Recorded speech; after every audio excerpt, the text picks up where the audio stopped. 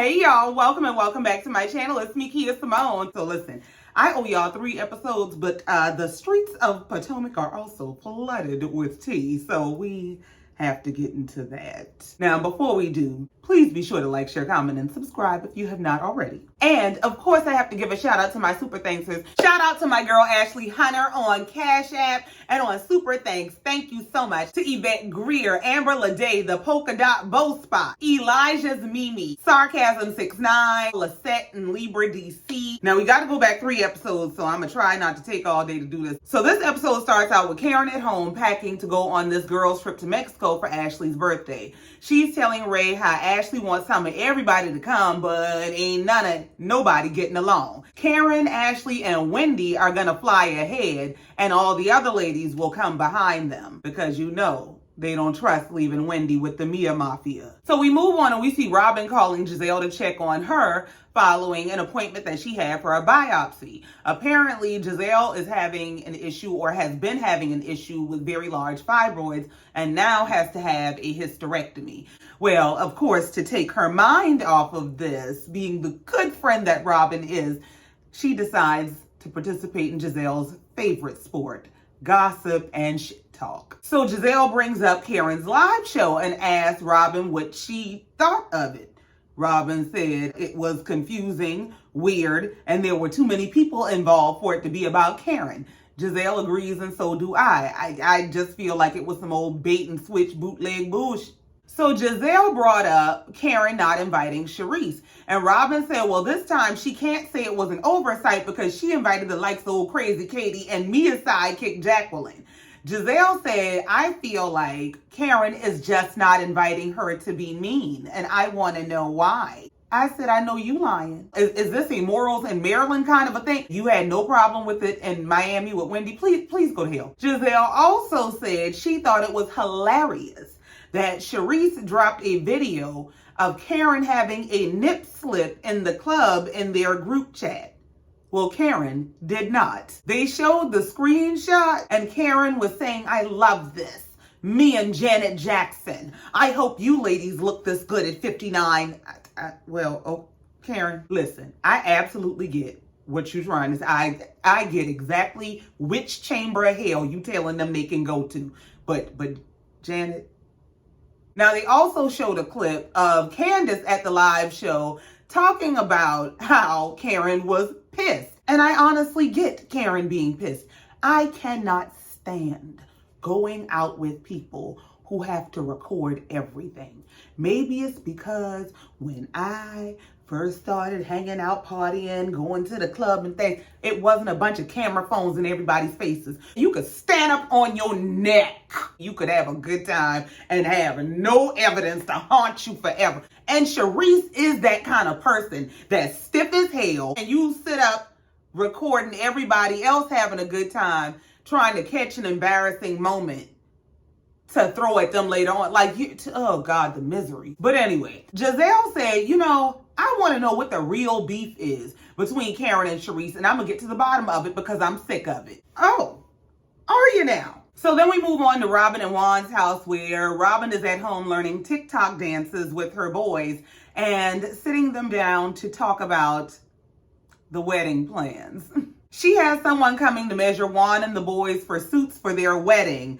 But I just hope she paid this man to come play in our face. That's all I know. Even their son is confused. The child, somebody coming to measure us for suits for a wedding. I thought you said it wasn't going to be no wedding, just y'all married. They look at the child and just laugh. Don't answer the baby, just nothing. No, this child is confused, just like us. That baby is trying to figure out what lie is we telling. What lie is the truth? Robyn is in the confessional saying that now that they're through the prenup discussion, they can move on to wedding planning. So she's explaining the new lie to her kids. She said, well, yeah, it is going to be a wedding, but it's going to be small and intimate, just the 4 of us. But these kids ain't dumb. The child said, well, what about Gigi and Pop Pop? Because these kids know if my Gigi and Pop Pop ain't there, this ain't real. Robyn said, well, yeah, Gigi and Pop Pop are our biggest supporters, but we just want to keep this small and intimate. By excluding your parents who are your biggest supporters? So the producer asked Robyn in the confessional how she thinks her parents are going to react to being excluded from her wedding. And she said, well, her dad is pretty cool and low-key, so he'll probably be fine. But they are her mom's whole world, so you're gonna just exclude her from her whole world, girl. So now that they've explained the new lie to the kids, they go back and forth about where they should have the wedding, and the kids say Jamaica, and they initially said no, how about right here in the Chesapeake Bay? And the kids said ew. They're like, ew, y'all got Jamaica money? That ain't in the budget or the plan. We ain't trying to go that far to fake. Or maybe we are. These kids might be smart. So we move on to Mia's house, where she's at home working hard on that company that the family ended up snatching from up under her. She's excited about this upcoming girls trip, and she's going over the daddy daycare plans with Daddy G. Apparently one of the kids has a cupcakes at school thing that he's supposed to register for, and he has not. Mia told him, well, I need you to please get registered for that, and I need you to actually attend. This man said, well, I mean, I can attend, but can I just stay in the parking lot? What in the them kids? I got social anxiety. Hell. Mia explains to him that on this one particular day in eternity, you're going to have to be a hands-on father, okay? Speaking of keeping kids, her and Jacqueline is on the outs. According to Mia, Jacqueline is upset with Mia for not making arrangements for Jacqueline's kids to be kept while they're all on the girls' trip in Mexico. She says she's upset, but I told her that's not my responsibility. Now, that's true. In the confessional, she further explains that her nanny happens to be Jacqueline's sister. So oftentimes when Jacqueline doesn't have anyone to keep her kids, she'll tell her she can just bring her kids to Mia's house and let her sister keep all the kids together. But she doesn't feel like that's fair to have to do all the time. I got a question. So y'all will share peen, gyno practice, showers, your husband's money, but the nanny is where you draw the line. That's too damn much. I'm gonna need you to be fucking real. Okay, girl, what? So we move on and we see all the ladies gathering together at the airport for their flights to Mexico. Well, first there's Karen, Wendy, and Ashley, who are flying together, and then all the other ladies come behind them. Jacqueline and Candace decide to start the trip out with a hug. They're gonna mend fences, and they're gonna start out with good energy, but either this intention did not make its way all the way through the group, or it pissed Mia off. Karen, Ashley, and Wendy arrived in Mexico peacefully. The other ladies, not so much. Giselle said, typically, first class is a dignified experience, but this time, the first class experience was Mia and Jacqueline screaming mid-flight about who's not a first class mom. Now, mind you, this is Giselle telling us the story, so I don't know how much of this is true, but anyway. She said Jacqueline was telling Mia that she's not raising her kids right. It takes a village, and it was a whole lot of who you talking to and bitch what? Mia got off the plane saying she's livid, and Robyn is saying she's just trying to get to the bottom of what is actually going on. What happened? Because this is some beef. Like, you can tell this is deep. So Mia starts explaining to them that she feels like the root of this particular fight is that at Karen's live show, Gordon came to her and told her that the nanny was looking for Jacqueline's kids. And she told Gordon, Jacqueline is sitting right here. Those are her damn kids. Ask her. And apparently that pissed Jacqueline off. Now, you know, Mia tell a story like Giselle, so I don't know how much of this is true either. Jacqueline explains in the confessional that Mia apparently felt like Jacqueline didn't effectively communicate with her sister / the nanny, and Mia, being the controlling Mia that she is, wanted to go into what I did right and what I didn't do right. Mia said, I told her kids ain't my responsibility. And she responded with, well, it takes a village to raise kids, but you wouldn't know anything about that. And that had hurt Mia's feelings. Mia said that hurt her feelings because she didn't have a village growing up. So she felt like that was low and opportunistic. Well, stop starting shit and getting mad when people finish it.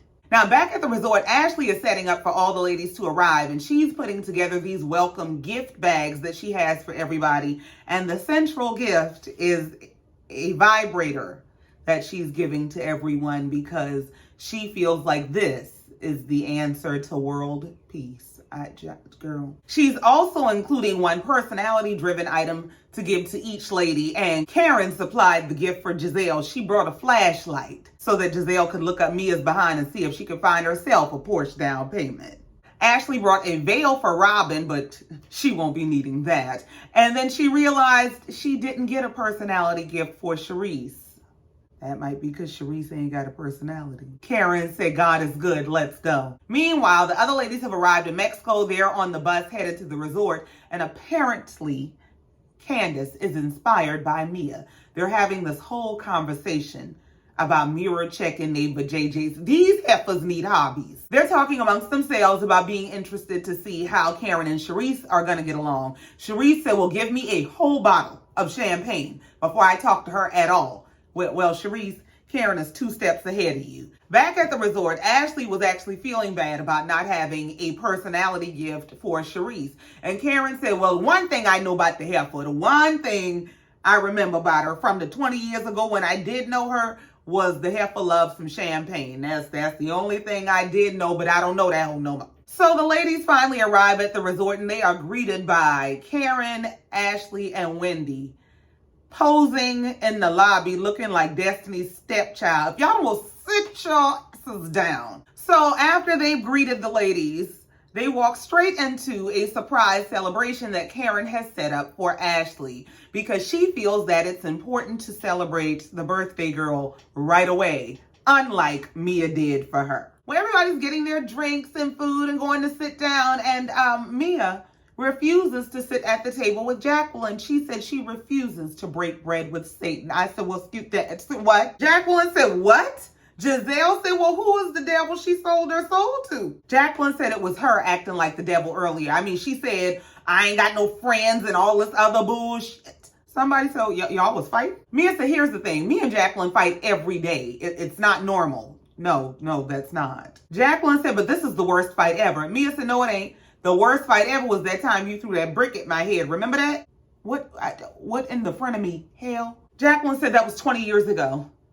That's not where we are now. I'll be damned. So Jacqueline is pleading her case to the group. And she's telling them how Mia is controlling. And Karen is asking, oh, well, how does she act when she doesn't get her way? Jacqueline said, like she did this morning. Karen said, oh, so she turns on you. Everybody looking like, oh, we got action. Mia said, I don't turn, but I do keep it 100. Jacqueline said, I think she has some tension. I think she needs some dick. Some more dick. What? Mia said, oh, you want to go there? You want to talk about dicks? Do you want to go there? Don't try me. You're feeling yourself a little too much. You better back down. Jacqueline said, no, you back down. Mia said, all right, well, how about this? Keep your legs closed to married men. Excuse me, what? Shock is sweeping the room, okay? Charisse said, married men? Mia said, it's what she does. Ain't that what you do too? Weren't you just bragging to us just a few boring episodes ago about being Gordon's side piece who he was screwing on the ground outside? Wasn't that you? Jacqueline said, I'm done with you. Mia said, you should be. Jacqueline said, I'm done with you. And she jumps up. Candace starts hollering like Miss Sophia telling Celie not to do it. Jacqueline said, I am done with you because you have sold your soul to the devil. I have fought my entire life for you. And Mia is just sitting there nodding like, and I still ain't got no feelings. So Jacqueline is crying and carrying on. You would do that shit? Mia said, what did I do? Jacqueline said, you're fucked up. You know I would never sleep with your husband.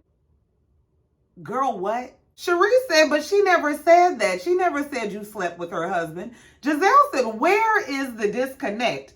At the corner of deflect and deny? Because this is some throw y'all off the scent bullshit. Mia done put her business out there and she got to throw y'all off and make y'all think she talking about something else. So now Candace is trying to tell Mia to take her friend outside. Please talk to her. Y'all, like, please, this is a lot to be doing in front of strangers. Mia said, no.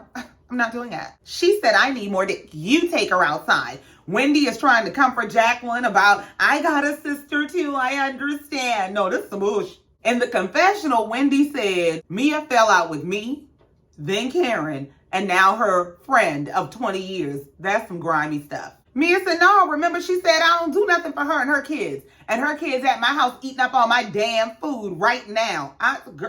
When I tell you I'd have sent an Uber for my damn kids, because what you not going to do is sit up and throw in my face while your kids at my house eating up my damn food right now. Girl, I'd have been on the first thing smoking. Jacqueline said 30 years of friendship in the trash. And Mia's I ain't never liked you a day in my life said fine. And in the confessional, she says, you know, I'm grateful to Jacqueline and her mom for opening up her home to me. And because of that, you know, I do a lot for her and I'm there for her a lot, but is it supposed to be just an open checkbook? Mia gives me that she envies Jacqueline's family structure.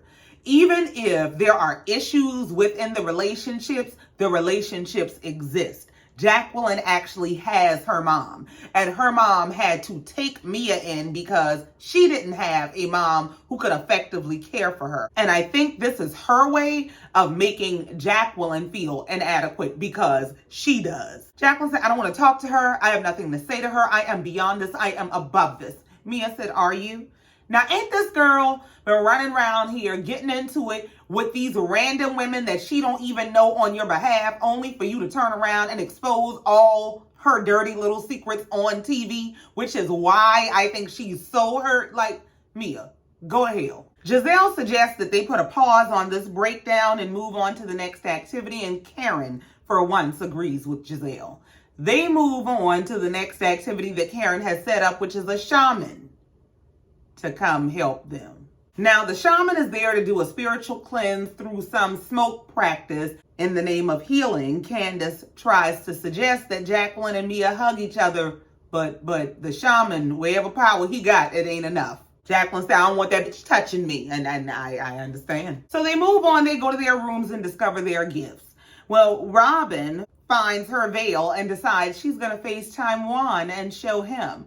Well, she shows him her room and shows him the veil. He said, oh, that's nice. Yo, come talk to your mama. Juan don't give a damn. She talked to her kids for a little while. She put the veil on and went outside. And it got blown away, right along with all her hopes and dreams for a real marriage to Juan. Now, I know that they have announced that they got married this week, but we gonna get into that. So the ladies all head out for their first night in Mexico, which is a dinner to celebrate Ashley's birthday. And as Giselle and Ashley are sitting waiting on the ladies to get there, Ashley sparks up a conversation about how she ran into Giselle on a date.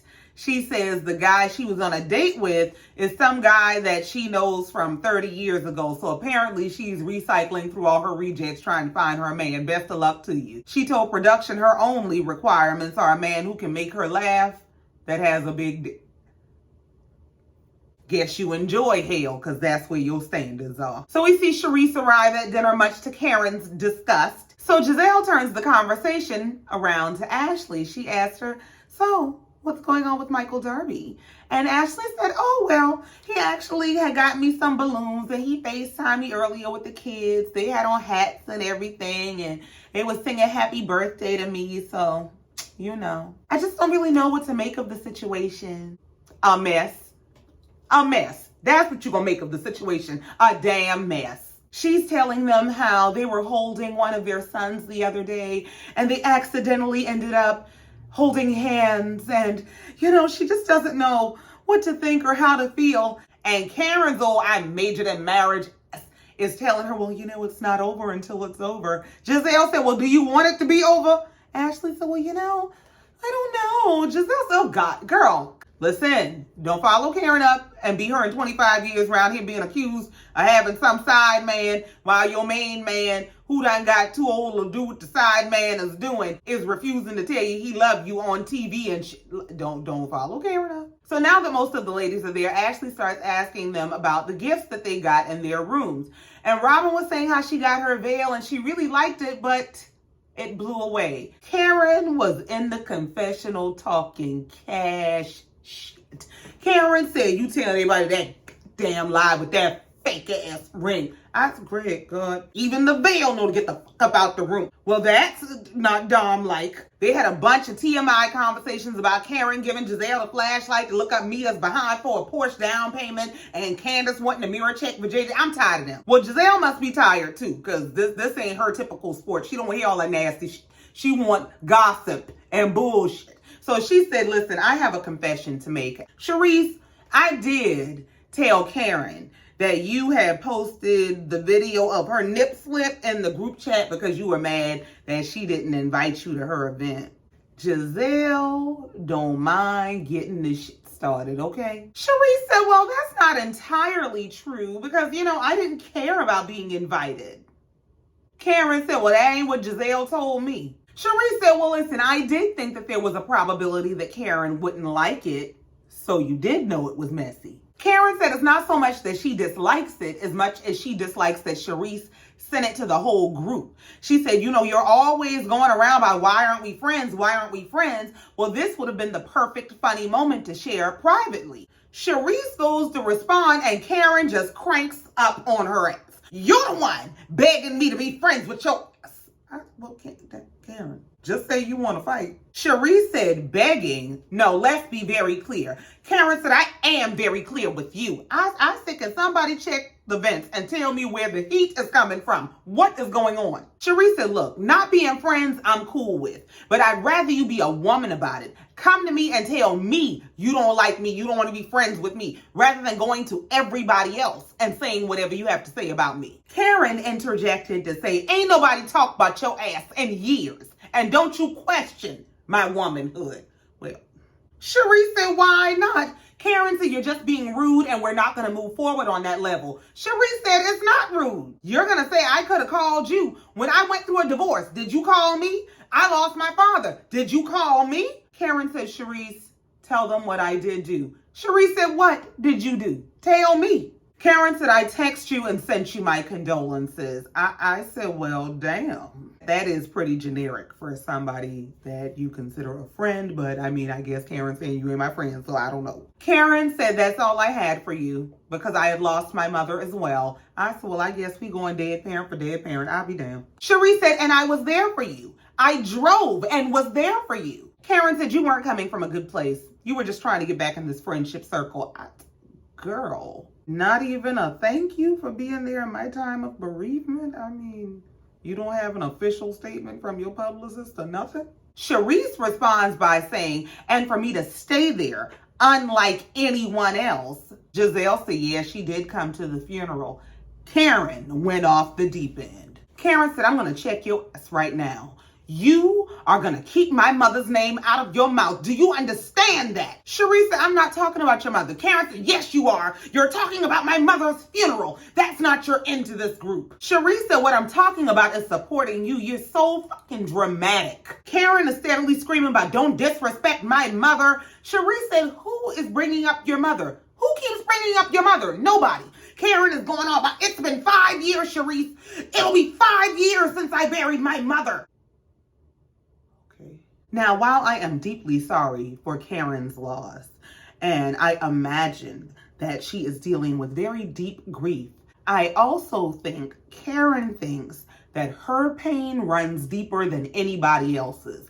Like, her pain hurts more, her pain matters more, because didn't Sharice just say she lost her father too? And because she's being called out for not reciprocating the kind of support that was given to her, she's becoming the victim of somebody disrespecting her mother. Girl. So Karen is screaming, what you will not do is mess with my mother. I will whip your ass in this place. Sharice said, just stop the dramatics, okay? Giselle says she has no idea why she's watching this geriatric fight happen. Well, you ain't but a few years behind Jerry Jr. Pipe down. She said there's gotta be a big reason, like, who did Sharice sleep with? One of Karen's boyfriends. So this episode ends with Karen yelling, shut the fuck up. There's dishes slamming, glasses breaking, they jumping up from the table, ready to come across the table at each other. Child, it's a time. Just the typical, inevitable, embarrassing drama. And that's exactly where the next episode starts, in the middle of hot flash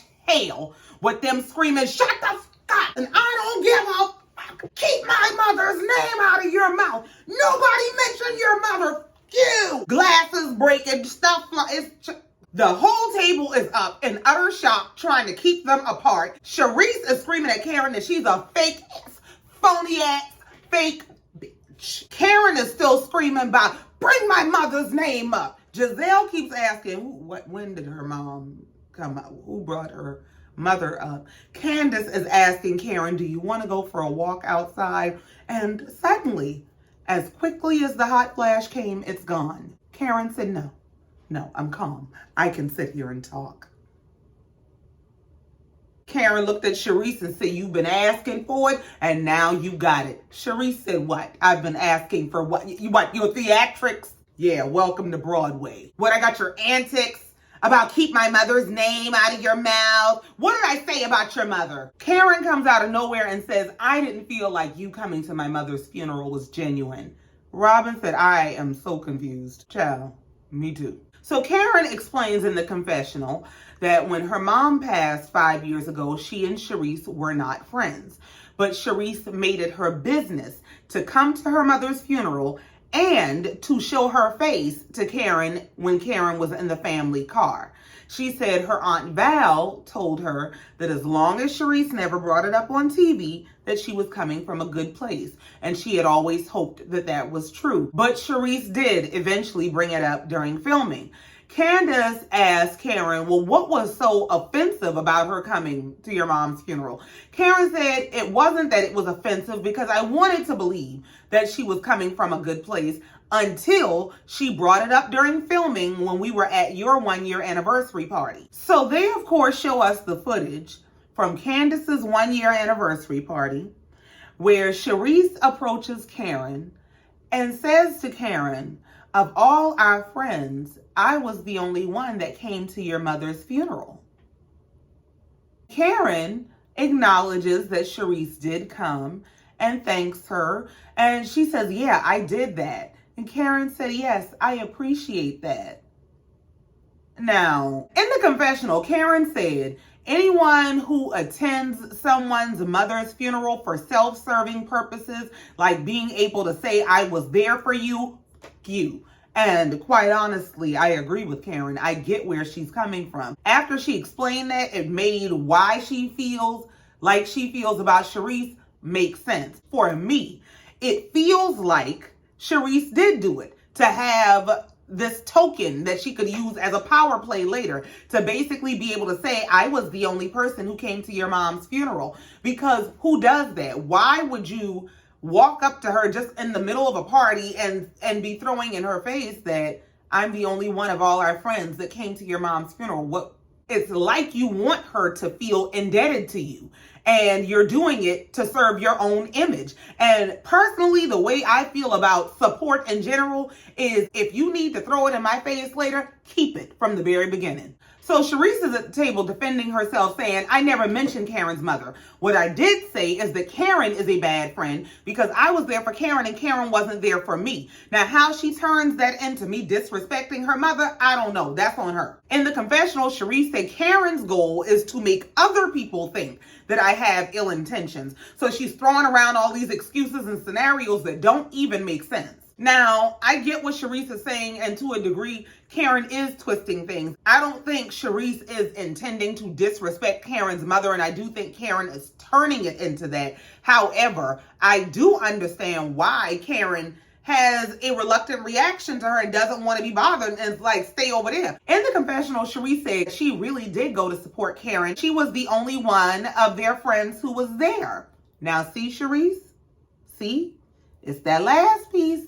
That last piece gives you away. That whole, I was the only one of us who went, it's shady as fuck. And secondly, the way Charisse is saying it about, I went because no one else went. Girl, how did you know no one else was going unless it was some group discussion and you decided that you were going to go get these points for being the only one who went? See, for me, Karen and Charisse got their shit with them. So Robyn pipes up and says, so Karen, you've basically been lying to us all this time saying, y'all just grew apart. I see, Robyn really is as dumb as she looks sometimes because read the room. These people just broke all these people's dishes, throwing deceased parents in each other's faces, and that's the best you can come up with to say. Karen said that is the reason we grew apart 5 years ago. Now, you may not like the answer, but that's the answer. Giselle said, who clout chases by going to a funeral 4 hours away with no cameras? That's not a clout chase. That's a friend, and Karen should say thank you. Now, yeah, on the surface, the act itself does look genuine, but when Charisse keeps bringing it up and almost weaponizing it, like, you should be grateful to me, you should be bowing to me, you should be nice to me because I came to your mother's funeral, it gives it an air of, you did this for self-serving reasons. Because to keep bringing it up on camera, especially at somebody's anniversary party, is not about being somebody's friend.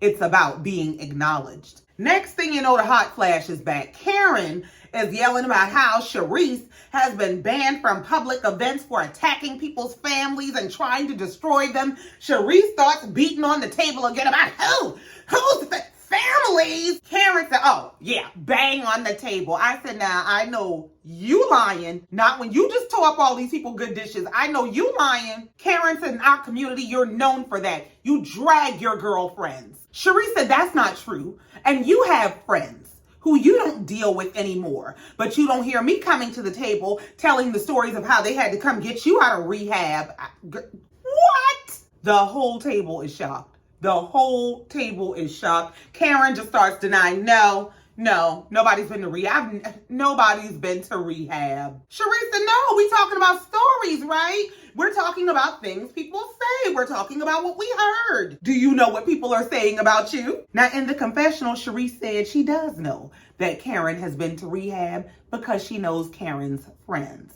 She says that just a few years ago, Karen went to rehab in Florida and her girlfriends took them an adventure down to Florida, broke her out of rehab, and they all went partying. I said, what in the Thelma and Louise hell, girl? One thing they will do in Housewives hell is tell each other business. Karen busts out, well, since you've done this, I can't even go to Safeway now. What, Karen? Mia said, what you going to Safeway for? What? Charisse said, you're the one who was sleeping with a married man and I'm breaking up families? Say what now? Karen said, you're so dated and dusty. Well, is these rumors dated and dusty?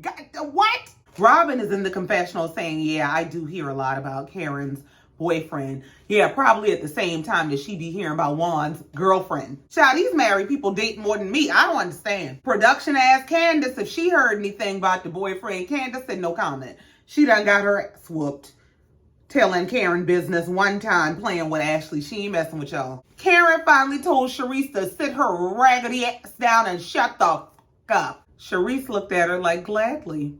And now that we've spilled all your tea. Robyn pipes up to say, I guess the shaman didn't work. No, the shaman nor the shaman worked, Robyn. See, y'all gonna learn to stop letting any old body blow smoke up y'all ass. Ashley said, well, she thinks it worked because healing isn't always pretty. Sometimes it has to get gritty. And you know, these ones haven't talked in years. So Giselle said, you know what? You got a point. Maybe the shaman did work because they haven't talked in years. And I mean, they cursing each other out, but at least they talking to each other. If y'all call moving furniture and breaking glass new beginnings in communication, live your best life. So Candace tries to shift gears to Jacqueline versus Mia. And she mentions that, you know, Jacqueline was obviously upset and crying. And Jacqueline said she didn't really want to get into the issue of she and Mia in front of these ladies because she feels that she and Mia are better than that. She said, I just met y'all. I don't even really know y'all, so I don't want to get into it in front of y'all.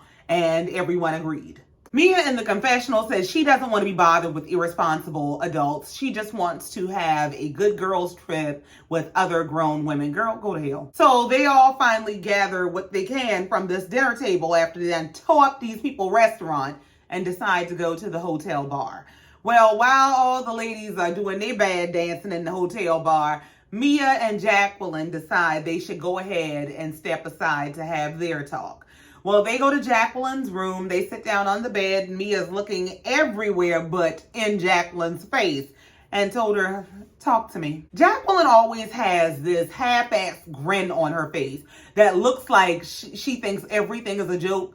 This is not a joke. This girl is playing you on TV for real. Jacqueline starts out the conversation with Mia that what went down is unacceptable. Mia said, what part? Jacqueline said, well, first of all, that you don't have any friends. You know, I get that you were upset that we had a tiff, but to take it to this level and then make the accusation of me dealing with married men, I felt like you were insinuating Gordon. And, you know, I'm wondering how far are we going to take this and why are you saying things that are lies? Mia said, what did I lie about? Jacqueline said, are you kidding me? Mia said, no. Specifically, tell me what I lied about. Jacqueline said, opening my legs for married men. Mia said, Jacqueline, it's good. Just own it. Jacqueline said, own what? Mia said, okay, so this is what we doing. Jacqueline said, it's disgusting that you would say that. Mia said, I'm trying to be your friend, but again, you're not listening. Just own your shit. Jacqueline said, so Gordon wasn't married when you slept with him? Mia said, yeah, he was. And I owned it. I don't have a problem with it. Yes, you do. Mia has outed herself as this home-wrecking, happily laid up with a married man hooker. And now she doesn't want to carry that torch alone. So now you're going to expose Jacqueline so that your whole facts ain't the only one on display. Okay. Mia said, as a matter of fact, I was married too when we started dealing. I mean, it is what it is. Now, when your kids grow up and see this and have absolutely no respect for you, you remember that. It is what it is. So Mia goes to walk out the room. Jacqueline said, this relationship is over. Mia said, I don't know what she was expecting. I mean, she knows she has her own married PP situations. Plural. Girl. Now, see, you got to be careful when you set out to just tear people down, okay? When you just decide, I don't like you no more. I'm going to expose you. I'm going to tell all your business because you make me sick. Because ain't it something that Mia's life just went to shit right as the season was starting? Now, all of that was day one. That was day one in Mexico. Day two, they're on the beach. Ashley is teaching some sexual yoga class that she don't really know how to do. Giselle and Mia go ahead and head down to Ashley's activity. Candace, Karen, and Wendy decide they are skipping Ashley's activity because ain't nobody doing all that on vacation. Jacqueline makes her way down to the event, but she and Mia barely speak. And in the confessional, she said years ago, the younger Mia was much more down to earth and relatable. But she has turned into this person that's all about her businesses and I'm a boss. And I really just don't feel like I can trust her at this point. Now, Candace and Karen are off to the side. They're pretending to not see Ashley's little workout class. And they're catching up about the night before. Well, Candace is asking Karen how her hand is feeling after all that table banging. And Karen, of course, conveniently doesn't remember banging the table. I wasn't banging the table. What are you talking about? Karen's so full of shit. Candace just skipped that. Hell with it. And asked Karen, how does she see her and Sharice moving forward? She said, last night proved to me that I was right to not trust Sharice. Now we're in the same friend circle, we have mutual friends, and we can be cordial with each other. That's what it comes down to. So the ladies are doing Ashley's little workout class that's supposed to lead to some sexual awakening that has yet to happen for her. They're doing all the Nam Yoho Renge Kyo and rocking in circles and the same. Child, just, it's too much. So after Ashley's class is over, we see Johnny and come lately, Robyn and Sharice show up, and they're just, oh, we missed the class. And Karen and Candace follow their lead. Oh, is the class over? Well, apparently it's okay for Sharice to act like she didn't know what time the class starts, but she was disgusted by Karen's act. Oh, she's just so fake. She's such a fake bitch. So the ladies move on to their next activity, which is going to a cenote. They all get on the bus, and as they're headed to this event, Karen decides she's going to make small talk with Robyn about when is her wedding. Karen asked Robyn if she has a wedding date, and Robyn said, we do have a date. Karen said, well, when is it? Robyn said, none your damn business. That's when. Robyn said, nobody is invited. Karen said, well, how do we send you a gift? Robyn said, I don't want no gifts. Well, I'm going to tell you what you need to ask for. You need to register for the gift of common sense, because you got to be out your damn mind if you think we buy this bullshit. So the ladies go diving in the cenote, which is supposed to be healing, but can't nothing but an exorcist help them. So the ladies all go to lunch after their swim, and Ashley, being the host of the trip, is asking them if they're enjoying themselves. And they are, but Karen needs some in-flight entertainment. So she said, well, let's get into the whole Candace versus Ashley. I mean, shit, everybody else fighting, might as well. Karen qualifies her right to get in their business by saying, you know, it was her show that some stuff went down at. So that's how she is in the middle of this. And she wants to know if Ashley regrets bringing delusional Deborah to her show, knowing that she was coming to start about Candace's man. So Ashley starts explaining that she brought Deborah because she wanted Candace to get the bullshit from the horse's mouth. Because if it were her, she would want to hear from her husband's accuser face to face. So Candace explains to Ashley that the reason she thinks about relationships the way that she thinks about relationships is because of her relationship with Michael Darby, which has toxic notes and trust issues. And my hope for you, honestly, is that you receive a relationship where you don't have to feel like, oh, I need to know if my man is talking to a bitch, because that's not how it should be. It shouldn't feel like that. I don't need to know that because I know my man. Wendy said, period. I said, not you read her like the reading rainbow. Ashley agrees that her relationship with Michael does have toxic notes. Well, you don't say. And of course, production backed that up. We saw the footage of him being a glute roping gremlin and him being caught in a hotel room with a woman. So Ashley does apologize to Candace for bringing Deborah if it felt harmful because it wasn't intended to be harmful. And Candace said, well, the thing with her and Ashley is that she feels like they'll get to a good place and then Ashley will sabotage them being able to move forward. So at this point, it doesn't feel genuine. Ashley admits that she has been harboring some resentment against Candace for Candace being so insensitive during very difficult times in her life. And they flash back to footage from a few seasons ago where Ashley was sharing about her having a miscarriage at one of Monique Samuel's events. And we, of course, saw footage of Candace mocking and making fun of Ashley sharing about her miscarriage. Ashley said, you weren't compassionate about losing a baby, but here you are now trying to get pregnant. And I was hoping that you would maybe just say that, you know, I'm sorry for being so insensitive at such a trying time in your life. And Giselle said, well, that's fair. And I agree. I really think that is fair. And it explains why Ashley has been in this super vindictive place. Now, I do think it's just Ashley's character. Ashley is just a vindictive, spiteful kind of person, but it explains why that's been aimed at Candace so hard. Wendy interjects to say that when the three of them are together, they have the best of times. So she doesn't think that it's so much that they don't like each other as much as it is that they've been hurt by each other. So hopefully they can leave the past in the past and move forward. And they agree to baby steps. So we move on to the next meal, which is dinner. And at the next dinner discussion, they start out discussing Robyn and her wedding plans, and there are none. She says she's now decided she doesn't want a wedding at all. As a matter of fact, her brother-in-law is getting married in Jamaica, and they've decided that they'll just piggyback on his wedding and get married the next day. They won't be trying to steal their thunder or anything because it's still going to be very private. But I got a bunch of questions.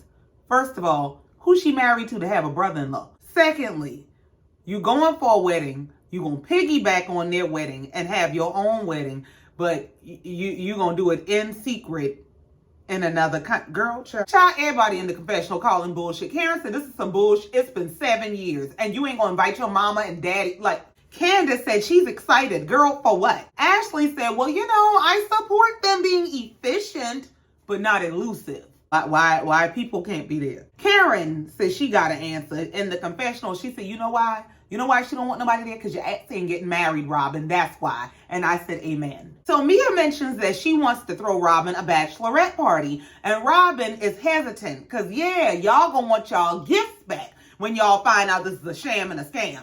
So Giselle brings up the conversation about Sharice versus Karen and says she wants to clear the air and set the record straight on some things because she feels like at that dinner where Karen and Sharice tore up them people's restaurants, Karen toe up Charisse's reputation. Giselle said she felt Charisse's character was completely assassinated, and she does not know Charisse to be the kind of person that breaks up homes or attacks people. She actually knows her to be very honest and amazing. And if there's going to be a queen of Potomac, it would be Charisse. Y'all know how to piss Karen off. Karen said, because it involves me, just stop. No, Karen, you gonna have to stop, because you full of shit. Now, you just sat at that table 1 meal ago and rehashed the whole Candace versus Ashley. But now, when it involves you, just stop, girl, please. Karen said, enough is enough. This is dead. And Giselle said, what do you mean? I can give my thoughts. Girl, what you talking? Karen said, you can have your thoughts. I let you have your moment. Let me have my moment. See, that's what we'd have gone left. Giselle said, if anybody else has something to say, they can say it. We were all there. We were all witnesses. Since we all had to endure that shit, we gonna all talk our shit. Robyn said, in this group, we all are held to the fire for the things we do and say. But you're supposed to be off limits? Now, well, Robyn, that's not entirely true. Karen said, no, I'm just saying that I'm done. Robyn said, well, we're not. Karen said, well, y'all can continue to talk, but you're talking to yourselves. Well, girl, that's just fine. We is good company. So Robyn starts a speech about how Karen's behavior last night is completely contradictory to the woman she presents and claims herself to be. And Robyn, right plan, wrong man. You ain't the person for this speech. Robyn said, and to try to flip a sincere gesture of kindness of someone trying to support you in your time of grief into something else. Karen said, just stop. I asked you not to touch that. I asked you not to touch my mother. Robyn said, I'm not talking about your mother. Karen said, my grief is my mother. In the confessional, Robyn said Karen really knows how to deflect from real conversations and issues. She does this thing where she puts up these shields where it was my kids, my husband, and now my mother. Now, yes, Karen does deflect. That's something she just does. She is a professional deflector. However, constantly and casually bringing up someone's deceased parents and who attended services, I would imagine is quite triggering. Charisse piped up and said, oh, grief is what we doing? We going grief for grief? Well, I know grief. Charisse said she has lost 3 brothers before organizing this group. Then she lost her mother, so she knows what that's like. Then she lost her father and her sister during COVID. So she's very familiar with grief. But if someone came to her with a kind gesture of support, she wouldn't try to flip it into a negative. And then on top of that, I have to be accused of all kinds of things, including being desperate to be a part of a group that I put together in the first place. Well, that is how it goes over at Bravo. Charisse said she worked very hard to put this group together. Karen said, and you did a very good job, but let's be clear, I was not on your list. Charisse said, yeah, because I didn't know you. And Karen agrees. She said, but you should be thanking God for me, because what happened is you were sitting at my table. Someone saw you at my table, assumed that you were my friend, and they recommended you. So yeah, it sounds like there would be no group for you to claim she's desperate to join if she hadn't created the group in the first place that you're now running around claiming to be the Grande Dame of. Robyn piped up to say she thinks that's what Karen's real problem is with Charisse, is that Charisse is the real socialite with the real connections. She's the one who put this group together. And Karen is saying, no, that's not it. But I think that really is it. Robyn said, I see you for who you are, and I call it like I see it. And you just don't want her around. One day, other people are going to see you for who you are, too. A bullshit. I said, well. And in the confessional, Robyn is saying, Charisse is a human being. I said, not you got a sense of humanity all of a sudden. Robyn said, Karen is not honest. She does not answer anything directly, and she constantly deflects. Karen is in the confessional saying they can say anything they want to say, all right? She's checking out of the conversation. At this point, she's letting them talk, and she's going to listen. They don't even believe the shit they're saying about me. They're saying it to get along with Charisse because Charisse got dirt on them. Well, listen, the one thing y'all seem to all be in agreement about is Charisse having the dirt on everybody. So if Charisse got dirt on them, is Charisse's dirt on you true too? So Karen finally apologizes to the group for putting them in the middle of this whole beef with her and Charisse. And Robyn said, well, how you gonna apologize to the group but not the person you actually mistreated. Candace piped up to say, yeah, like apologizing to the group, but not the person who got smacked with the margarita. Candace, excuse me, what? Candace said, what I was saying is I was just a little bit triggered. It reminded me of the whole Wendy versus Mia, where Mia apologized to the entire group, but never to Wendy. And Mia pipes up to say, yeah, because I'm not sorry to Wendy. Wendy said, you're not sorry for assaulting someone. Mia said, I didn't assault you. Wendy said, do you know the definition of assault? And she had to give Mia the definition of assault. To which Mia responded with, do you know the definition of defamation of character? So they go back and forth about the chain of events and how that whole night went down. And Mia said something about, well, I was just trying to give you some information and be a friend, but you missed the memo. Girl, you missed the bus to hell, because what? Wendy said, being a friend, you can't even be a friend to your friend of 30 years, so I think it's you that missed the memo. So now we're in full swing, Wendy versus Mia. They going back and forth about defamation of character. Mia is trying to twist the whole thing. And Wendy is saying, I didn't call your husband a girl. I said y'all are sleeping with women and men. And if you are going out and getting women for Gordon to sleep with, how do you know that when I say men, I'm not talking about who you sleep with? Mia starts making this speech about how Wendy was being foul and negative and homophobic. And it's 2022. What's wrong with a man being gay? Girl, listen, don't start that bullshit. She literally is twisting this to get it off of her and make it about Wendy being homophobic and making homophobic statements. Girl, go to the lowest chamber of hell. Wendy's so smart till she dumb. She's sitting up there arguing with this damn girl about this bullshit. I never said he was gay. Mia said, did you see my husband with another man? Wendy said, well, it's the truth. Well, how you know? Mia said it's not. Actually, Peter and Gordon have been friends for well over a decade, so you guys will see it. Wendy said, well, not according to Peter.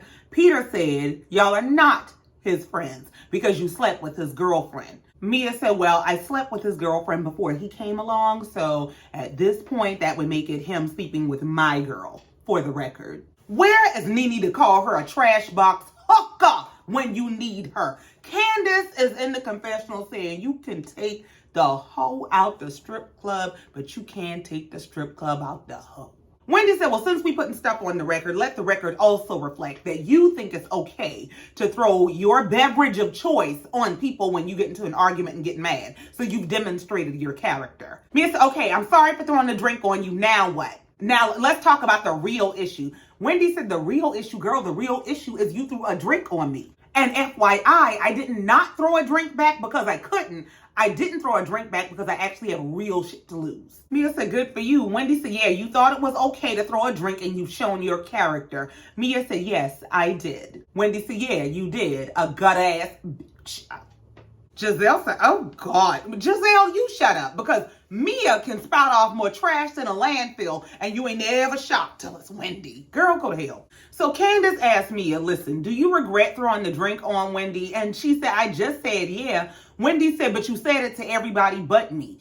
Mia said, listen, I'm a woman who can own up to my faults. Unlike someone I know, I'm real with mine. Real trashy, not trying to pretend to be anything other than what I want to be. Girl, please. Like, your whole identity is a product of your imagination. Wendy said, I own everything, and for the record, don't ever try me like that again. I let you get away with that one time. I gave you a pass. Don't you ever try me like that again. Mia said, oh, threats now. Wendy said, no, baby, it ain't a threat. It's a promise. That brings us to this week's episode. So this episode opens up with Giselle and Mia getting together at the bar to discuss Giselle's bubble guts and the beefs between the ladies. Giselle is letting it be known that she didn't appreciate a lot of the stuff that was said about Charisse and that these things were lies. Mia said, so do you think there's a little jealousy there? Giselle said, absolutely. Mia said, at 59 and fine. Giselle said, people can be jealous at 72. I mean, Wendy's jealous of you. See, now, y'all, this is complete delusion and bullshit. Wendy is jealous of Mia. What? For what? What?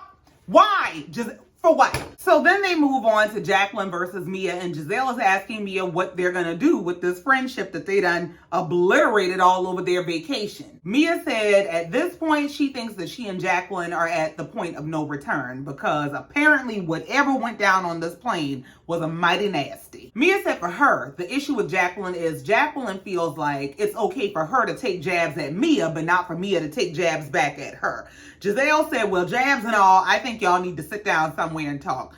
And Mia said she'll try. So Mia changes the subject because, you know, she don't want to talk about that. She wants to talk about planning a bachelorette party for our girl, Robyn. Girl, you are not in the circle of trust. You better try to hold on to Jacqueline. So Giselle wants strippers there, but Mia is asking, is Robyn gonna be into that? Giselle, being the friend she is, don't really give a damn what Robyn is into. I'm into it, so yeah, we gonna have some strippers. Then we see Robyn checking in with her assistant about planning the secret wedding.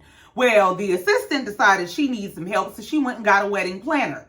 Only for Robyn to tell her, we ain't having no damn wedding. We don't need no wedding planner. All we need is a judge. Like, you ain't got to do all that. Just, Robyn, you gonna have to tell somebody the truth about this lie because everybody is confused. Robyn in the confessional said all the pomp and circumstance that goes into a wedding just does nothing for her. She's not into it. That ain't what she's trying to do. So then we see Ashley come downstairs looking like she want to be a black girl today. She comes downstairs to catch up with Karen about everything that's been going on. Karen starts out by telling Ashley that she's been doing a really good job hosting the trip and it was going really well for her up until dinner the night before. And she just didn't understand Robyn's personal attack on her. For her to call me fake? It was a venomous attack. I'm sorry, I cannot feel bad for Karen because Karen sat right there at that table with Mia and Robyn and Giselle and everybody else and carried on with her food and conversation like nothing was going on when Mia was acting an uncaged animal ass with Wendy. So I'm so sorry, I can't feel bad for you. So Ashley starts explaining to Karen that here's the thing about Robyn. For Robyn, Charisse has been there for her at some of the lowest points in her life. So she's gonna always feel this kind of a bond or loyalty to her. Karen interrupts to say, this is not about Charisse. I don't want to talk about Charisse. Just stop talking about Charisse. Ashley said, but it is.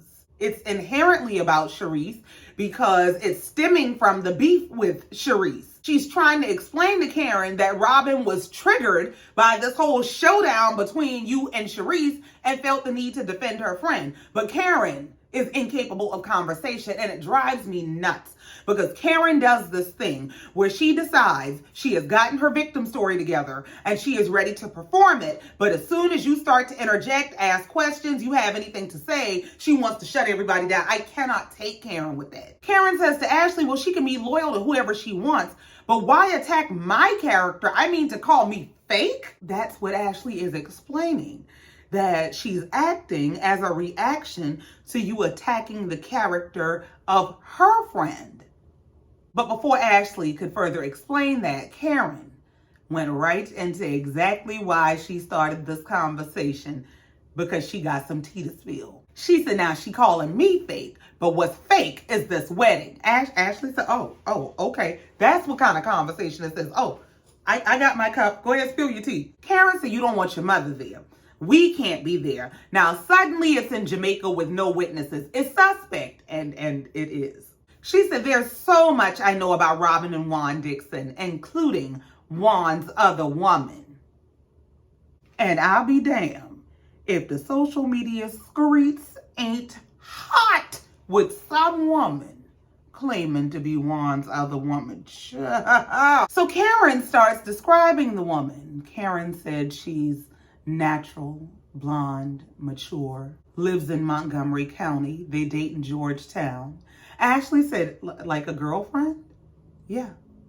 I mean, she looks like me. Karen done lost her natural mind. Girl, first of all, Karen is beautiful and mature, but natural? Hell no. Ashley just had to try to get through this moment with Karen. But in the confessional, she said, why can't Karen just say, Juan was spotted with a blonde woman? Why the woman gotta look like you, Karen? Ashley said, so you think Robyn knows? Karen said, yes, she knows. Ashley said, so you think they have an arrangement? She said, absolutely. Ashley said, this is deep, but I know how Robyn feels about mentioning other women in regard to Juan. Because remember that time she had come up to my job trying to fight me for talking about Juan? Karen said, well, she just wants to table it until they get back from dinner that night. Ashley said, well, you know me.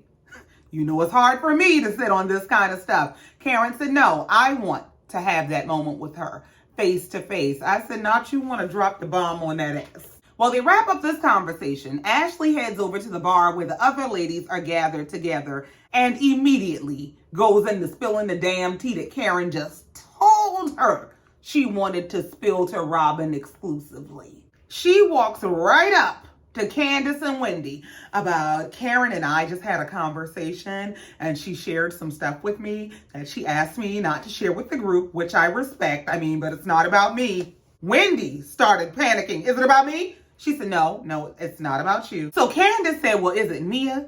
And Ashley got excited. Ashley said, are y'all gonna just keep guessing until you figure out who it is? So I done figured out a way to tell the secret. Without telling the secret, y'all guess. So they kept calling names until they got to Robyn, and Ashley starts. Candace said, yeah, it's Robyn, and Ashley started spilling the tea. Karen feels like Robyn came for her integrity, and then she just told me something else that had me like, but I can't tell it. That's not my place. Candace in the confessional said this girl lives to tell other people's business. Yeah, because anything to distract from her own misery. So they all load up to head to their next event, and Robyn suggests that they play this shady game to pass the time. The first question in the game is who of them is the most likely to request to speak to a manager at a restaurant. And in unison, they said Giselle. You sickening. The next question was who spends the most time watching porn?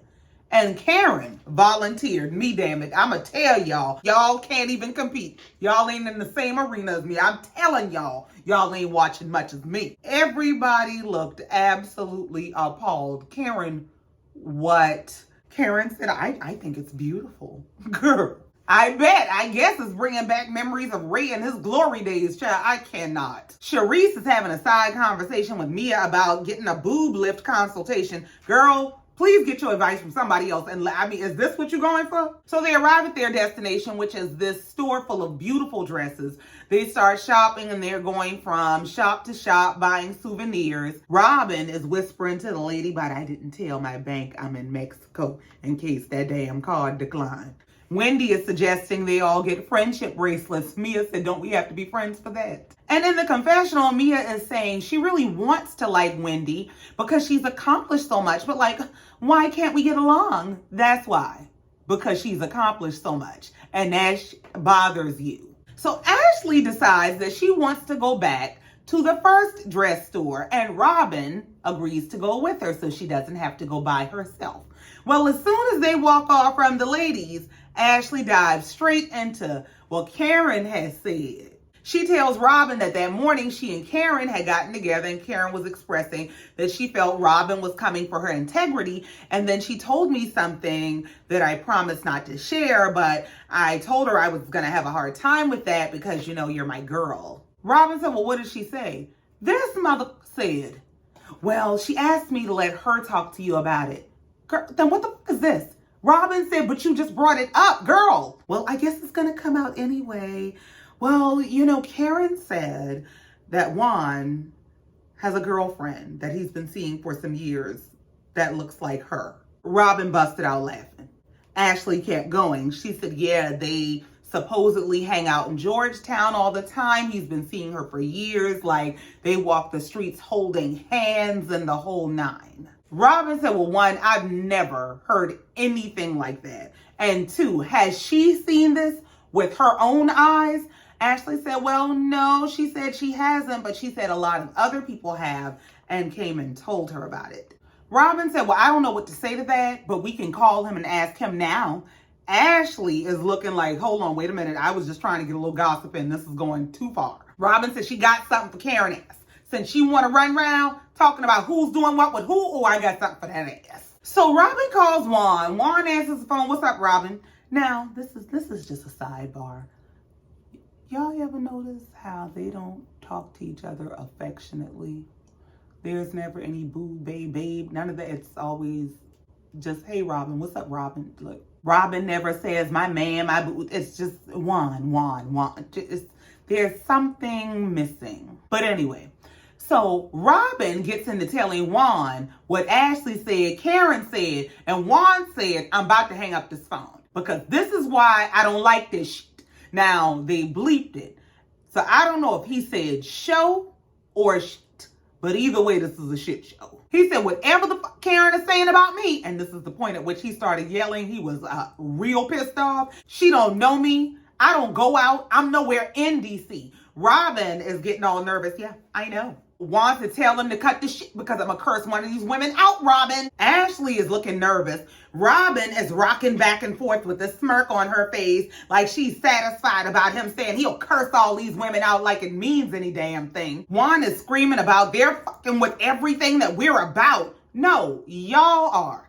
Y'all played in our face for years on end with this fake bullshit of a relationship, played with an engagement, now claim y'all are getting married and y'all gonna do it in secret when your whole storyline has been the falling apart and getting back together of this marriage. Go to hell. He ends this rant with, I love you, I appreciate you, don't let these women get to you. So Robyn starts, I'm not, that's the stupidest thing ever. Then why did you call him with that?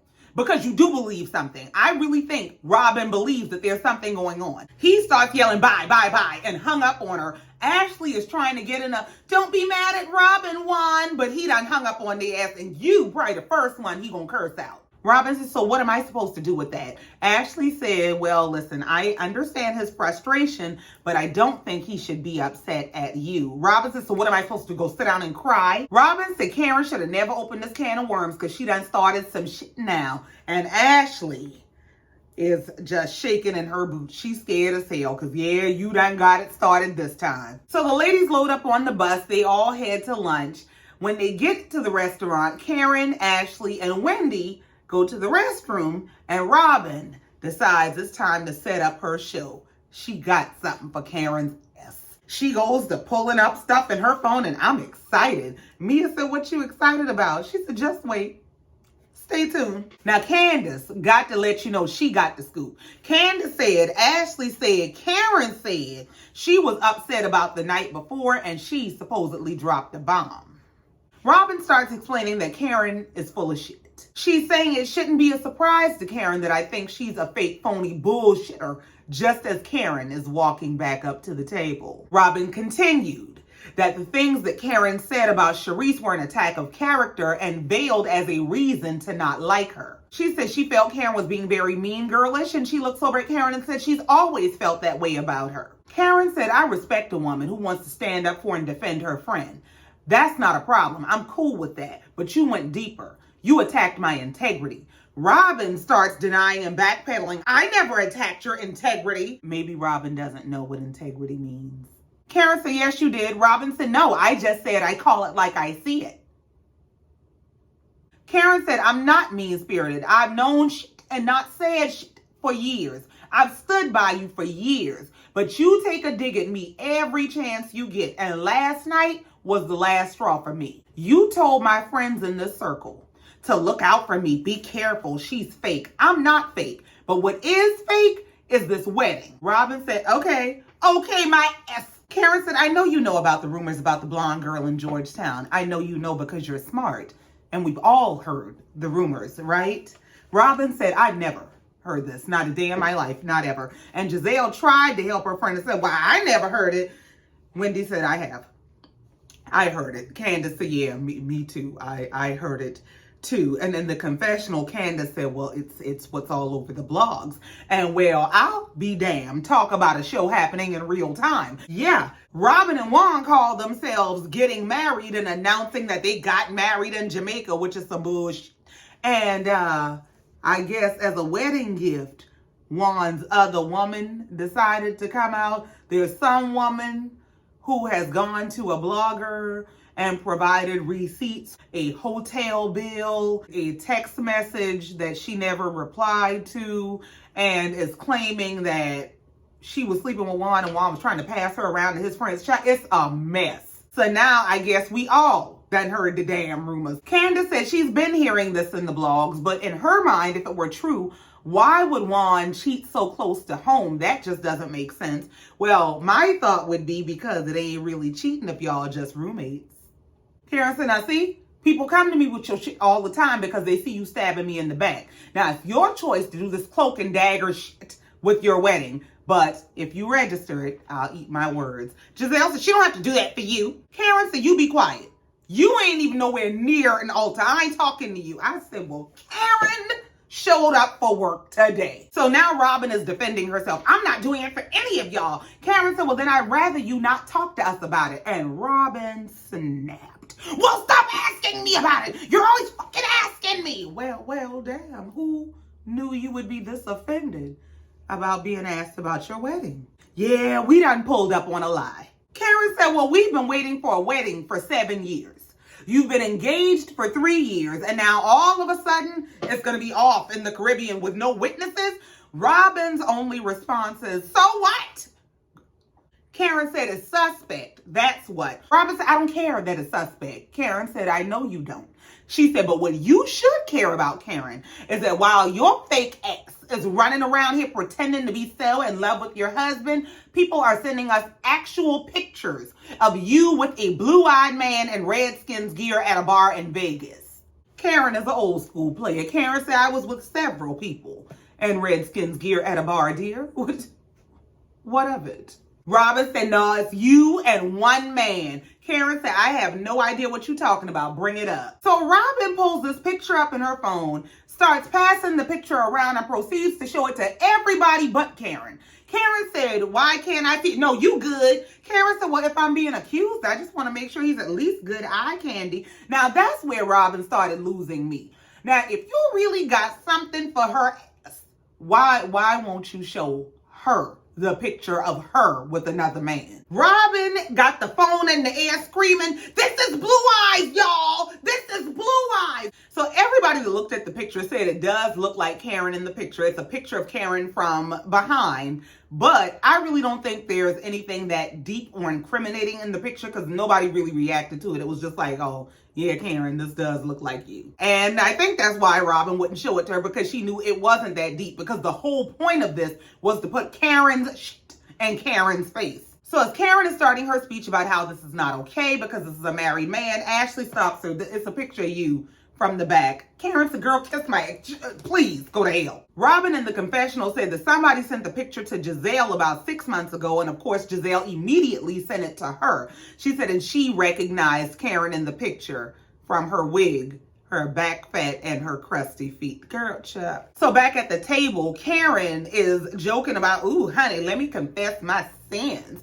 Giselle says, so you were in Vegas with the man? Karen said, you know what, Giselle? She said, what? I mean, you said you were going to confess your sins. So she said, I'm not even talking to you, thou without a man. God, y'all better leave Karen alone. Karen ass is in rare form. Karen said, I'm not even speaking to you, thou without a man. Robyn said, I've been waiting on her to talk shit. Karen said, your blonde woman is real and you know it. Giselle said, well, how come I never heard this about Juan? And Robyn said, y'all tell me this. How stupid would any of our men be to be walking hand in hand dating some woman in Georgetown? Karen said, ask Juan. Robyn said, oh, he's ready to curse your ass out. Karen said, and you know why? You want to know why he's ready to curse my ass out? Because I've been protecting Juan. You ready for that? Hell no. Because they done had a hell of a week. They ain't ready for that. They ain't ready for that. Karen said, no, let's do that. Let's get into that. Karen is about to Annalise Keating y'all ass. Karen said, let's get into it. When Andy Cohen asked at that reunion when we were all dressed in white if you and Juan were open to a threesome, you said yes, right? Robyn said, I never said that. What are you talking about? And they showed the clip from the reunion. Andy asked the question. Robyn said, hell no. But Juan said, I mean, you got to keep it spicy, right? Karen says, then we all went to dinner. I said, hi, Juan. How you doing? Juan proceeds to take me in his arms. Girl, what? Squeezed me so tight my breast went back to my vertebrae. Wendy busted out laughing. Robyn said, why is that funny? And he looks at me and says to me, I want you to be number 3, Karen. I want you to be the third in our threesome. Candace said, go away, shut up. This part blew my mind more than any other part of this whole drag, because I just knew all this time that Karen was talking about Gordon. Juan? Robyn is saying, I don't care. Karen said, yeah, that's why you don't like me. Tell them the real reason you don't like me, because your man does. Girl, y'all better give Karen her check early, because Karen worked today. So the whole table busted out laughing. They calling Karen every shade of delusional possible. Giselle said, so Juan wants to fuck you. That's what you're saying, Karen? That is so ridiculous. Well, wait a minute. Because if you can claim that everybody's husband want you and your bad wigs, then why is Karen so damn ridiculous? If she's ridiculous, then so are you. Karen said, well, he did touch me. He did make me feel inappropriate. Robyn said he touched you. He hugged you. Karen said he touched me, he hugged me, and he asked me to be number 3 in y'all's relationship. Just call Karen the cleanup woman. She said she about to take your damn man. In the confessional, Karen said, I believe Robyn has an issue with me because she knows Juan is attracted to me. I'm a beautiful woman. I said, you better come on, Blanche Devereaux. So in the confessional, Giselle is saying, Karen did tell me that one of the husbands hugged her inappropriately and it took her a long time to get past it. But I just assumed it was Michael Darby. Well, he typically goes for the other husbands. She said, but Juan?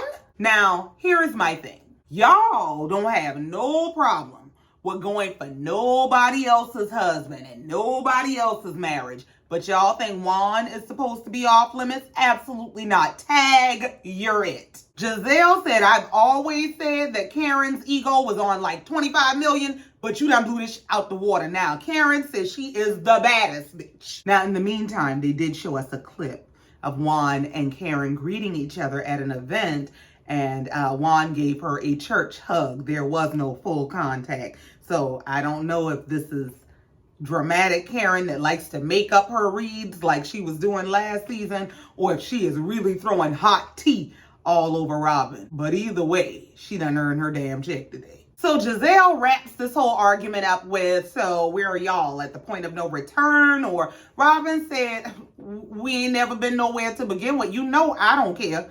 Giselle says good, because she's not invited to the bachelorette party. Girl, your ass is barely invited to the bachelorette party. You and Mia is planning a party to play y'all selves. Back, she ain't invited. Girl, nobody give a damn. And that's what Karen said. Karen said, I don't care. I want to go to that fake shit anyway. Hell, it's going to be more people at the bachelorette party than the damn wedding. Who's going to that? And just like some black people, they went from cursing each other out to this some good food. Because one thing we going to do is pause for the cause about some good food. So they decided to take another round of shots, and Giselle said she wants to toast to receipts because we got them in a phone. Receipts. Karen said, hell no, I ain't toasting to that shit. Robyn threw her shot back and said, oops, was I supposed to sip that?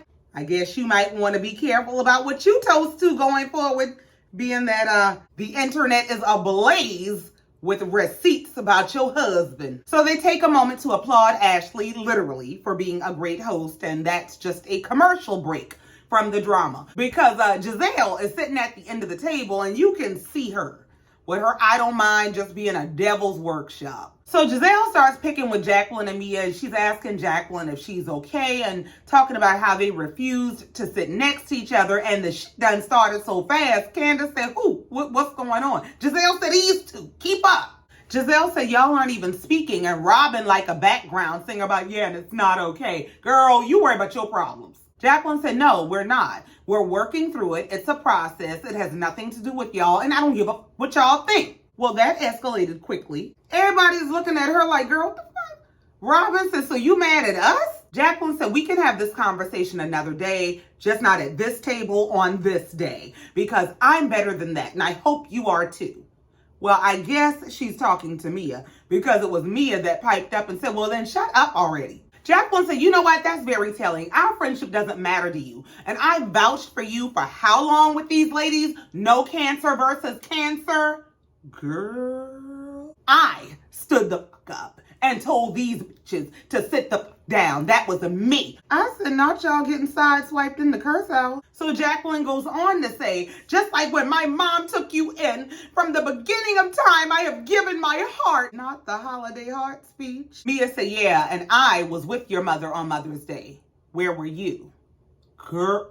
That one hurt Jacqueline's feelings, and Giselle is on the sidelines just as entertained by, oh God, okay. Candace stepped in to say, listen, sister fighting is some other shit. Leave it to the sisters. Mind your damn business, Giselle. In the confessional, Mia said, I just can't make sense of it. Maybe I'm not giving her enough attention.